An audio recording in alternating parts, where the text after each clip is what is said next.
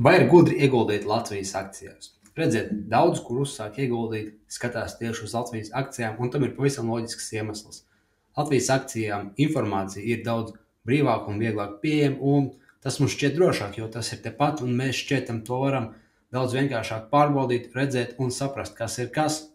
Bet kā īsti ir ar tiem ienesīgumiem? Redziet, ja jūs paskatieties indeksu ienesīgumu Rīgas akciju tirgus indeksam un S&P 500, jūs redzējat, ka tur pat īsti nav sacensība.